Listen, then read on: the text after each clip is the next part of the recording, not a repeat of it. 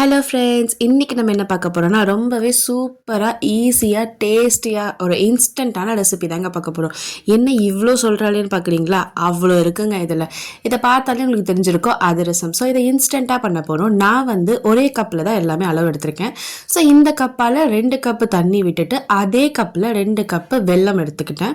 So இதை நல்லா இந்த மாதிரி கரைஞ்சதுக்கு அப்புறமா இதை வந்து நம்ம ஃபில்டர் பண்ணி எடுத்துக்கலாம். அப்போ அதில் டஸ்ட் ஏதாச்சும் இருந்ததுன்னா அதெல்லாம் ஃபில்டர் ஆகிடும். கண்டிப்பாக எந்த வெல்லமாக இருந்தாலும் இந்த மாதிரி ஃபில்டர் பண்ணிவிடுங்க. அப்போ தான் அந்த மண்ணோ இல்லை அதில் ஏதாச்சும் கல் மாதிரி இருந்தால் கூட நமக்கு சாப்பிடும்போது டிஸ்டர்பன்ஸாக இருக்காது. ஸோ கண்டிப்பாக இந்த மாதிரி ஃபில்டர் பண்ணிவிட்டு இப்போ இந்த தண்ணியை திருப்பியும் பேனில் ஊற்றிட்டு இது ஒரு கொதி வந்தாலே போதும்.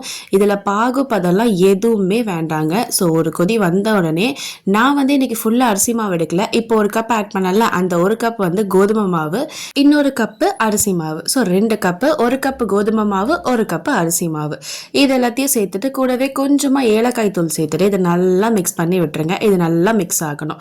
ஸோ இதுக்கு வந்து கண்டிப்பாக பாகுபதம் நான் ஆல்ரெடி சொன்ன மாதிரி கிடையவே கிடையாது. அதே மாதிரி நம்ம வந்து நார்மலாக ட்ரெடிஷ்னலாக அதிரசம் செஞ்சால் இன்றைக்கி செஞ்சுட்டு நாளைக்கு தான் அதை வந்து நம்ம சுடுவோம். இது அந்த அவசியம் தேவையே இல்லைங்க. இன்றைக்கி செஞ்சுட்டு இன்றைக்கே சுட்டு சாப்பிட்றலாம். இதுக்கு தான் நான் சொன்னேன் இது ரொம்பவே இன்ஸ்டன்ட், அதுவும் இல்லாமல் பாகுபதம் தேவையில்லை. இப்போ இது வந்து இந்த அளவுக்கு நல்லா மிக்ஸ் பண்ணிவிட்டு இதில் கொஞ்சமாக நெய் விட்டு அதையும் நல்லா மிக்ஸ் பண்ணி வச்சுடுங்க. இது நல்லா ஆறணும். இது ஆறினதுக்கு அப்புறமா தான் நம்ம வந்து அதிரசம் மாதிரி தட்டி அதை நம்ம எண்ணெயில் போட்டு எடுக்கணும். இப்போ இந்த மாவு வந்து நம்ம நல்லா ஆற விட்டுடலாம். ஆற விட்டதுக்கு அப்புறமா நம்ம வந்து கையில் கொஞ்சமாக நெய் தடவிட்டு அப்படி இல்லைன்னா எண்ணெய் தடவிட்டு இந்த மாதிரி ஃபுல்லாக பிசைஞ்சு எடுத்துக்கலாம். இதை வந்து உருண்டை பிடிச்சிக்கணும். ஸோ வந்து நம்ம ஈக்குவலாக அமௌண்ட்டில் மாவு எடுத்து கரெக்டாக நம்ம எல்லாத்தையும் ஃபஸ்ட்டு உருண்டை பிடிச்சி வச்சிட்டோம்னா அதுக்கப்புறம் தட்டி போட்டால் கரெக்டான ஷேப்பில் எல்லாமே ஈக்குவலாக வரும். அப்படின்னா ஒன்று பெருசாக சின்னதாக அந்த மாதிரி வரும். அதனால் ஃபர்ஸ்டே வந்து இந்த மாதிரி உருண்டை பிடிச்சிக்கலாம். இதை வந்து நீங்கள் கண்டிப்பாக ட்ரை பண்ணி பாருங்கன்னு தான் சொல்லுவேன். இதில் வந்து நம்ம கோதுமை ஆட் பண்ணியிருக்கோம் அப்படின்னு கண்டிப்பாக தெரியாதுங்க. அவ்வளோ சூப்பராக ட்ரெடிஷ்னலாக எப்படி நம்ம அதிரசம் செய்வோமோ அதே மாதிரி தாங்க இருக்கும். எந்த மாற்றமும் இல்லை. இதில் வந்து அந்த உள்ளே இருக்க சாஃப்ட்னஸ், அதுக்கப்புறம் மேலே அந்த ஒரு லேயர், அப்புறம் அந்த கலர் எல்லாமே நம்ம ட்ரெடிஷ்னலாக செய்கிற அதிரசம் மாதிரியே இருக்கும். இதில் நான் ஒரு மிஸ்டேக் பண்ணிவிட்டேன். அதை நீங்கள் கண்டிப்பாக பண்ணிடக்கூடாதுன்றதுக்காக தான் அந்த கிளிப்பிங்ஸ் ஆட் பண்ணியிருக்கேன். ஃபர்ஸ்ட்டு ஒரு பால் எடுத்து இந்த மாதிரி தட்டிட்டு நான் வந்து எண்ணெயில் போட்டேன். எண்ணெய் ரொம்ப சூடாக இருந்துச்சு. ஸோ அதனால் என்ன ஆயிடுச்சுன்னா அந்த அதிரசம் வந்து போலி மாதிரி வரவே இல்லை. போலி மாதிரி வந்தால் தான் அந்த அதிரசம் அவ்வளோ சாஃப்டாக மேலே அந்த லேயரோட சூப்பராக இருக்கும்.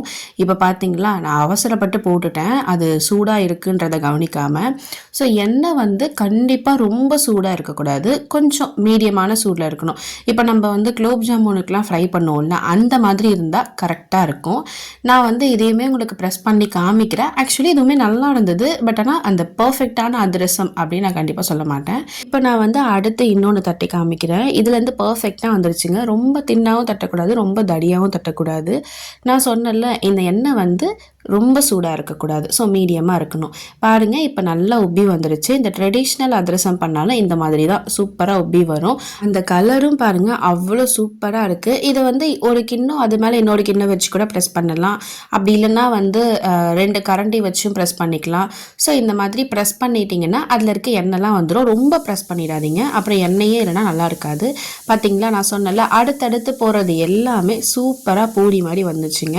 இது ஒரு மஸ்ட் ட்ரைன்னு சொல்லுவேன். சூப்பராக இருக்கும். இன்ஸ்டண்ட்டான ரெசிபி நான் ஆல்ரெடி சொன்ன மாதிரி. அண்ட் இது வந்து உங்களுக்கு ட்ரெடிஷ்னல் அதிரசம் எப்படி இருக்குமோ அதே மாதிரி தாங்க இருக்கும். நான் கண்டிப்பாக சொல்கிறேன்.